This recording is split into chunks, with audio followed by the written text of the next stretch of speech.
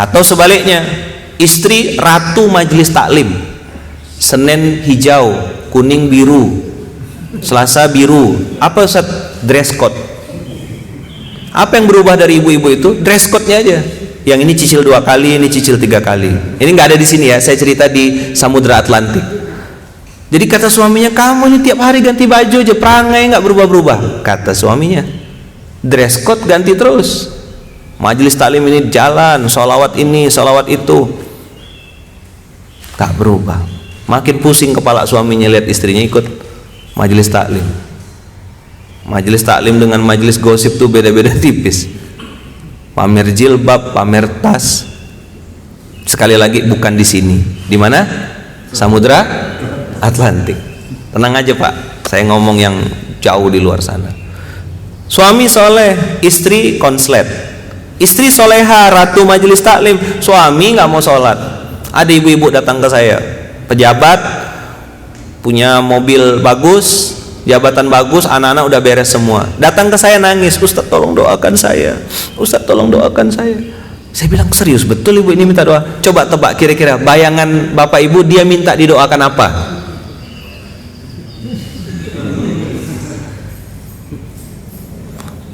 Punya jabatan, orang berpengaruh. Hah?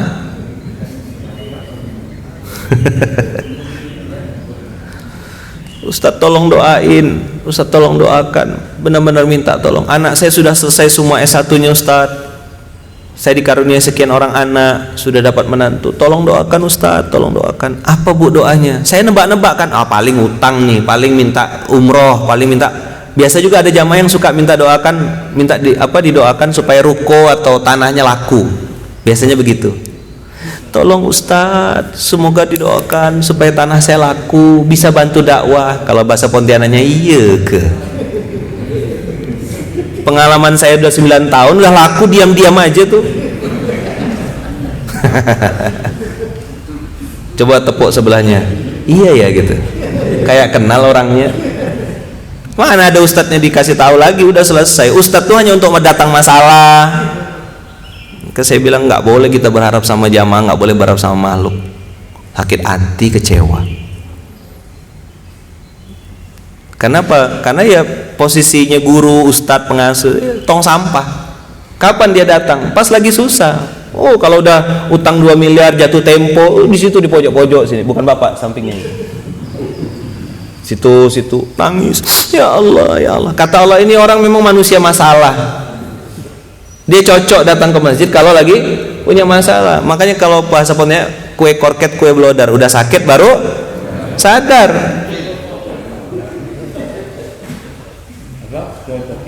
Kue korket kue blodar, sudah sakit baru sadar. Ada lagi Pak, kue bingke kue blodar, udah masuk neraka baru sadar. Bahasa Malaysia. Di Pontianak tuh bahasanya Melayu Pak. Apa, kemana, siapa. Saya kemana-mana keliling ya pakai bahasa Melayu, ndak mau rubah-rubah bahasa. Kalau ndak paham tinggal cari subtitle di bawahnya gitu. Jadi balik lagi ibu tadi, tolong doakan Ustaz, tolong doakan Ustaz. Saya nebak-nebak gitu, hutang, ruko lunas, utang lunas, cicilan udah, anak narkoba misalnya gitu. Nebak-nebak nih saya nih. Ternyata tebakan saya semuanya salah Pak. Belum minta doa apa? Ustadz tolong doakan semoga Allah bukakan hati suami saya. Hah? Emang kenapa bu? Saya bilang kan, emang kenapa suaminya, hatinya? Ustadz kami menikah sudah lebih dari 30 tahun, sampai hari ini tidak pernah suami saya mau jadi imam sholat berjamaah. Saya nggak minta apa-apa Ustadz, minta supaya suami saya berkenan untuk jadi imam sholat tahajud kah, imam sholat fardu kah. Karena suami saya tidak pernah mau, asal diajak sholat pasti berantem, pasti marah besar. Langsung pegang kepala saya. Pertama nih masalah kayak gini nih. Jadi ibu itu nggak minta apa-apa Pak, minta supaya suaminya dilembutkan hati dan mau menjadi imam sholat. Begitu di cross check ternyata kualitas baca Quran istrinya lebih baik daripada suaminya. Suami ini batu Pak, coba diulang. Biasa suami di Samudra Atlantik kan banyak yang batu kan. Kalau kata orang Melayu tuh, kalau udah kata dia, nggak mau dengar masukan orang, nggak mau dengar ini, paling benar aja. Kalah Fir'aun lagi udah. Bukan di sini ya. Di mana? Samudra Atlantik. Saya ini berpengalaman, saya ini kasih sariawan tumbang, kasih sakit gigi nggak bisa ngapa-ngapain. Katanya hebat. Kayak rasa di Munzalan pula saya ini. Sorry ya Pak ya, ke bawah. Kalau di Munzalan saya ngomong nggak pakai edit, langsung tembak-tembak aja. Makanya ada PKN, pegang kepala nasional. Astagfirullahaladzim. Kalau yang pernah ikut latihan Masjid Bilioner tahu. Kalau yang paskas dari Aceh sampai Papua tahu. Saya bilang, udahlah, yang lain-lain biar kajian ruang tamu, saya bagian kajian dapur aja. Apa kajian dapur tuh Pak? Merica, cabe, lada hitam keluarin semuanya. Panas, nggak betah Pak. Banyak yang left biasanya. Izin Ustaz, keluar izin Ustaz. Satu orang pun saya bilang yang tersisa, saya akan tetap ngajar. Saya ngajar SMK nih Pak, subuh menggapai keberkahan dari 2012 Pak, tiap subuh sampai sekarang 2021. Saya absen kalau saya meninggal aja. Alhamdulillah dengan izin Allah nggak pernah absen Pak. Karunia Allah. Kenapa tadi saya bilang satu? Saya cerita tadi tentang PHK, penyakit hutang dan masalah keluarga. Suami soleh, istri soleha. Suami soleh, istri error. Istri soleha, suami error. Suami istri soleh soleha nih, ahli masjid dua-duanya. Anak bandar narkoba Pak. Kecanduan game online. Bingung dari mana Ustaz, gimana Ustaz? Saya nggak langsung bilang sabar gitu. Udah banyak ustadz-ustadz yang nyuruh sabar. Pasti jawabannya dia gitu kan. Jamaah yang datang ke saya itu tiga jenis Pak. Satu, jamaah yang paling enak ngadapinya. Kenapa? Dia bilang gini, Ustadz saya punya masalah, saya punya utang, begini. Dia ceritakan, habis itu dia bilang gini, tapi saya tahu solusinya, saya harus sabarkan Ustadz. Nah, ini cuma 2 menit saja saya ngadapinnya. Iya Bu, betul, sip, mantap. Dia yang curhat, dia yang cerita masalah, dia juga ngasih solusi. Pintar gak jamaah kayak gini? Pintar. Enak banget ngadapinnya. Ada lagi jamaah yang kedua, Ustadz saya tuh punya masalah begini, saya punya begini. Itu adik ipar saya Ustadz yang ngerebut tanah saya, istri saya Ustadz yang nggak tahu diri, benerkan saya Ustadz. Oh, dia minta pengacara. Saya tinggal kata orang Melayu lajakkan sekalian. Betul Bu, betul Pak, Bapak betul, sip, mantap. Nah, balik. Tapi saya mau ngasih tahu Pak, tipe 1 dan tipe 2 ini yang tidak pernah selesai masalahnya.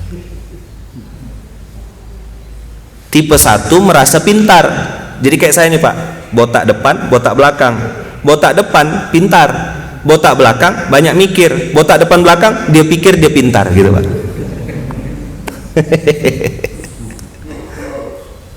Apa botak depan belakang? Dia pikir dia pintar. Nggak mau dengar masukan orang Pak, nggak mau dengar nasihat orang. Dia nganggap dia udah paling benar, dia paling berpengalaman.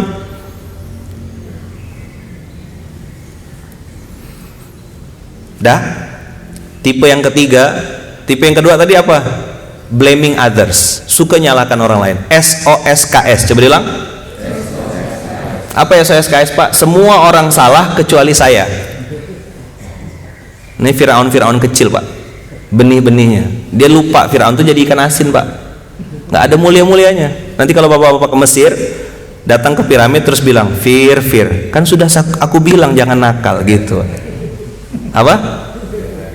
Fir, sudah saya bilang jangan nakal, kamu si bandel. SOSKS, apa itu? Semua orang salah kecuali saya.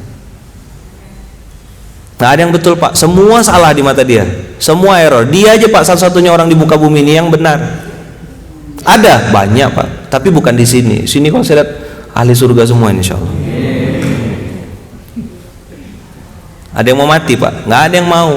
Aneh kan? Mau surga nggak mau mati, padahal mau masuk surga harus mati dulu. Gitu manusia tuh Pak, saking pintarnya itu. 2 kata Rasulullah yang dibenci oleh umatku nanti. 1, kekurangan rezeki. Yang kedua, kematian. Bapak ketemu sama orang baru Pak, terus bilang gini, mudah-mudahan Bapak cepat meninggal gitu. Ditampar Bapak.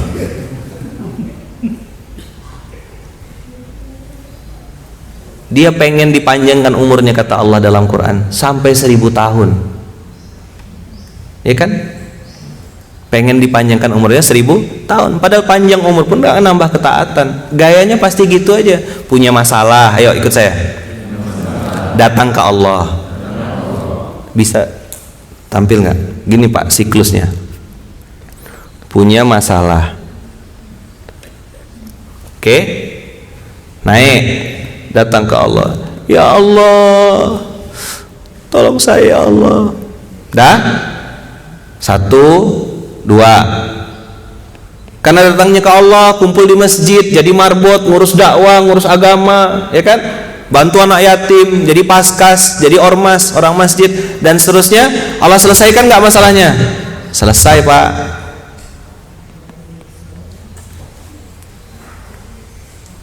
Fase ketiga, 1 masalah, datang ke Allah, selesai masalahnya. Terus gimana lagi Pak? Nah, biasa tabiat awal, tabiat dasar, nakal lagi Pak,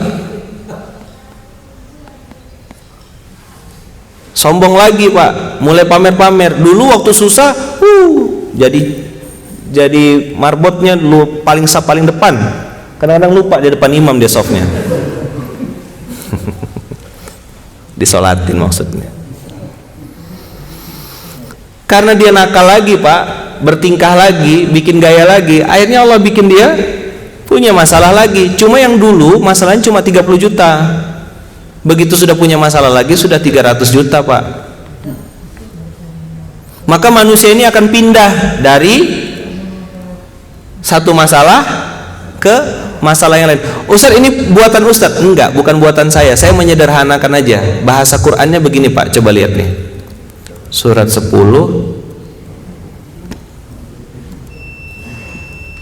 Sudah syuruk ya? 20 menit lagi?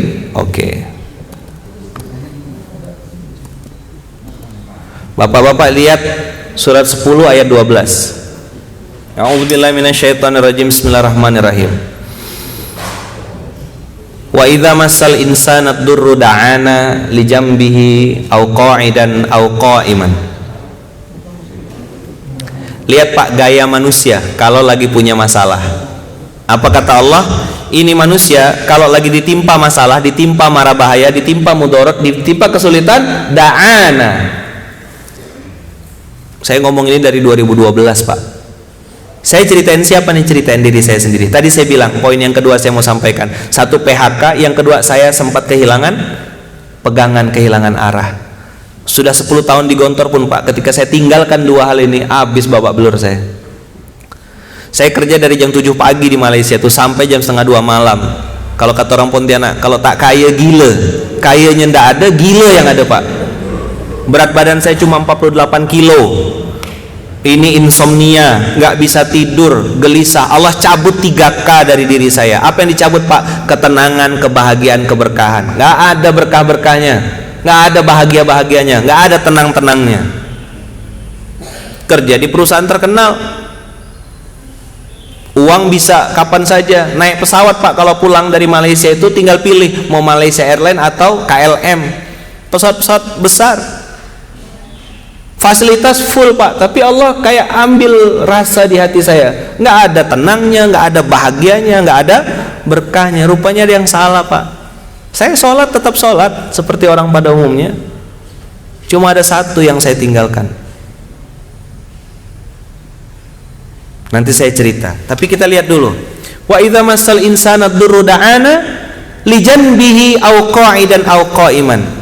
Lihat kata Allah, kalau dia lagi punya masalah, dia akan berdoa kepada kami. Dalam keadaan apa? Berbaring, duduk, berdiri. Itu simbol apa Pak? Dalam setiap kondisi. Baring itu Pak simbol sedang sakit. Duduk sudah agak enakan, berdiri sudah sehat walafiat. Dia akan terus berdoa meminta, ya Allah lunaskan utang saya ya Allah, sembuhkan sakit saya ya Allah, kemana saya harus berobat ya Rabb, gimana betulin keluarga saya, istri saya error ya Allah, suami saya konslet ya Allah, anak saya pecandu narkoba ya Allah, gimana saya harus datang memperbaiki Allah. Lijan bihi au qa'idan au qa'iman. Berdoa Pak dalam keadaan apapun. Baring, ayo. Duduk, berdiri. Gimana cara dia berdoa? baring, duduk, berdiri. Nenek mau talas Bogor, nek, Allah, Allah, udah nggak selera pak makan talas. Mau toprak, nek, Allah, Allah, udah nggak ada. Allah aja yang sebutnya pak. Kapan? Baring di ICU, baring di rumah sakit, Allah lah yang disebut. Tolong wakafkan ruko saya. Begitu sembuh, jangan-jangan mau bikin bisnis nanti di situ. Makan nasi di Samarinda, coba diulang. Basi dah. Paham pak? Makan nasi di Samarinda tuh jauh banget pak.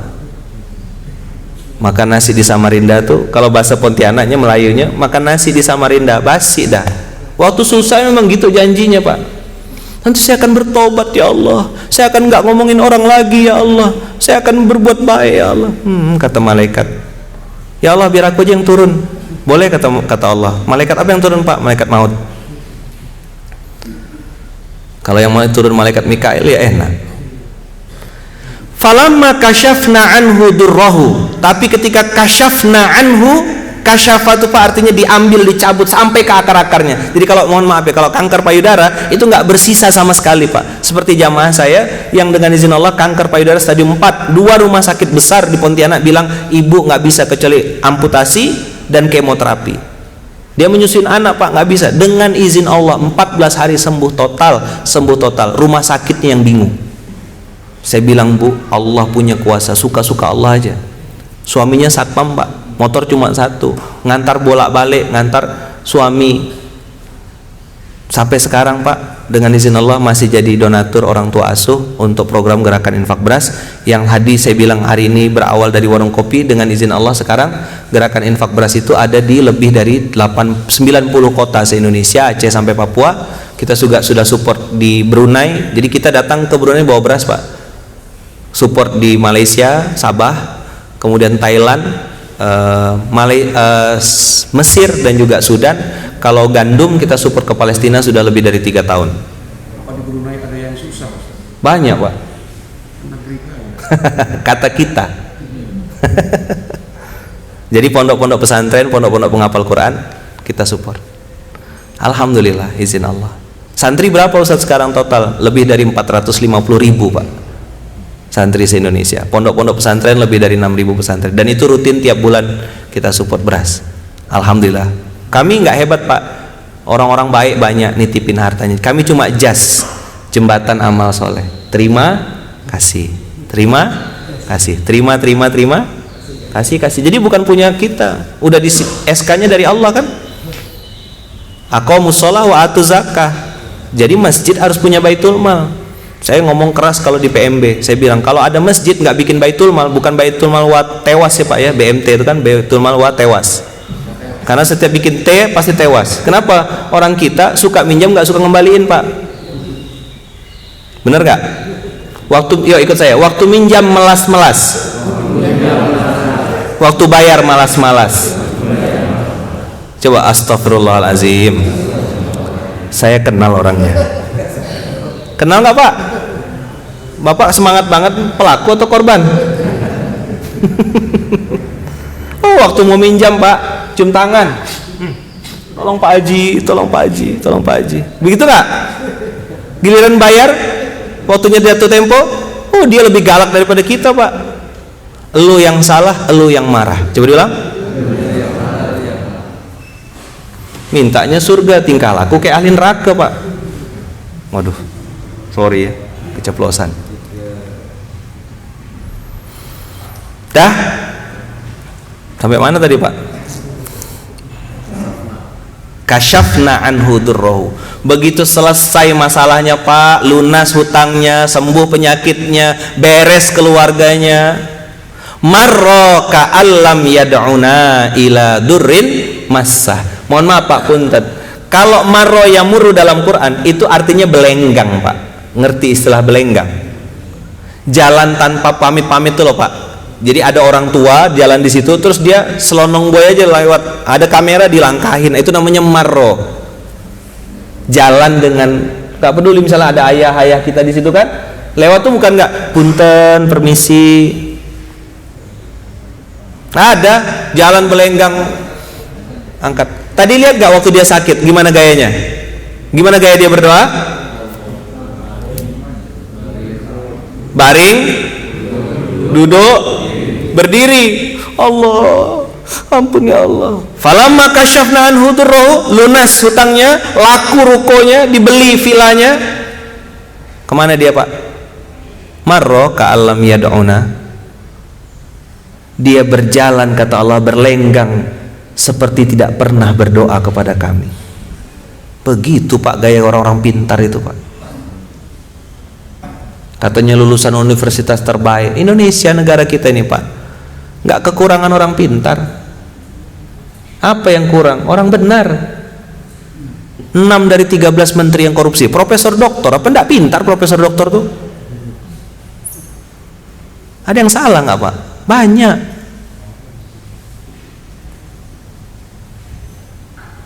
Kenapa pada diam semua? Salah yang saya omongkan ini atau benar? Fakta atau mitos Pak? Katanya marbot masjid, katanya ngurus masjid, dia kong kali kong, bagi-bagi proyek di internal, saldo tumpuk-tumpuk banyak. Begitu cek nggak ada duit di dalamnya. Keran patah, WC carinya nggak pakai mata apa pakai hidung. Mana yang paling bau itulah WC-nya. Dikasih tahu marah, rapat baper nggak mau hadir. Hehe. Fakta atau mitos Pak? Tapi giliran kita punya usul bagus, dia paling ribut. Usul. Mau tanya sama Mas Haris nih, kalau udah ngomongin PMB, pelatihan masjid bilioner, habis itu ruqyah masal. Kenapa saya teriak-teriak Pak? Karena pakai Zoom, kan dia nggak bisa datangin saya Pak. Kalau di sini ya harus ketawa-ketawa dikit, ngobrol-ngobrol. Ahlan, ini orang-orang PMB. Marro ka'allam yad'una ila durrin massah, dia berlenggang, dia berjalan seolah-olah nggak pernah berdoa kepada kami. Kadzalika, kata Allah, zuyyina lil musrifin. Allah mengstempel orang ini dengan musrifin. Musrif pakai sin Pak, artinya melampaui batas. Tapi kalau musyrif pakai syah, itu artinya orang yang mengawasi. Musyrif, guru, pembimbing, pengawas. Allah bilang kadzalika zuyyina lil musrifina makanu ya'malun. Begitulah orang-orang yang tersesat itu, kata Allah, yang error itu, yang sok pintar, yang tadi saya bilang botak depan belakang itu, yang dia pikir dia pintar itu, menganggap benar Pak yang dia lakukan. Maka SOSKS, semua orang salah kecuali saya. Dia aja yang paling benar Pak di masjid itu, salah. Di komplek itu, sama juga. Dia aja yang paling benar Pak. Di rumah tangga, nggak mau dengar omongan istri, nggak mau dengar omongan suami. Kalau udah kata dia, batu. Dia lupa Pak, batu tuh kalau kena air tenggelam Pak.